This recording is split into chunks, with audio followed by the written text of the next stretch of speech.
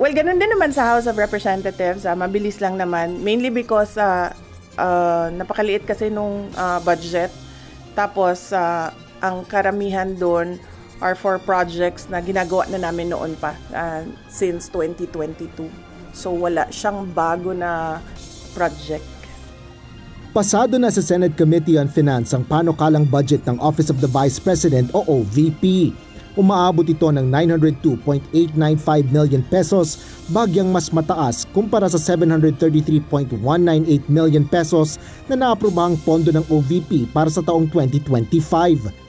Ayon kay Vice President Sara Duterte, bunso dito ng pagdami ng mga tauhan sa ilalim ng kanyang opisina.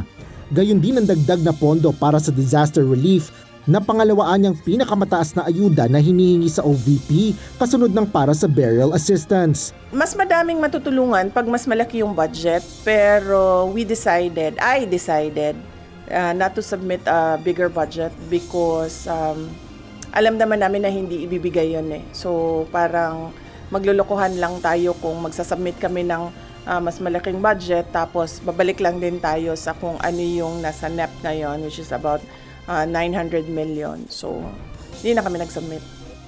Aminado naman si Senate Majority Leader Juan Miguel Zubiri na payak lang ang budget ng OVP.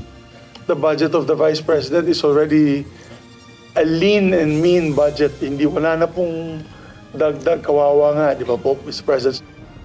Matapos magbigay ang ilang senador ng kani-kanilang manifestasyon, partikular na ang kanilang pagsuporta sa panukalang pondo at mga programa ng OVP, naghain ng mosyon si Senator Mig Zubiri na layong aprubahan na ang budget ng opisina ng pangalawang Pangulo. We have parliamentary courtesy here when usually in my how many budgets that I've handled, I've been to almost 23 budgets already. Pag bisita po ng Office of the Vice President and President, we give them parliamentary courtesy. And so maybe we can afford them the courtesy that we can approve the budget. Sinigundahan naman ang mosyong ito ni Senators Amy Marcos, Ronald Bato de la Rosa, Robin Hood Padilla at Jinggoy Estrada.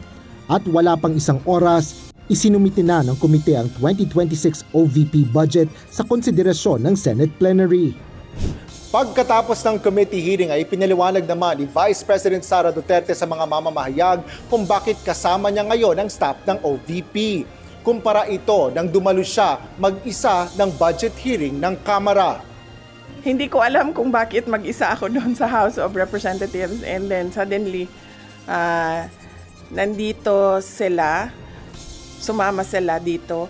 Pero madami kasi ang mga personnel ng Office of the Vice President na merong some sort of anxiety pag pumupunta sila sa House of Representatives dahil sa mga nangyari noong nakaraang taon. Likely baka yun yung rason bakit ayaw nila ako samahan doon sa HOR. Asher Cadapan Jr., UNTV News and Rescue.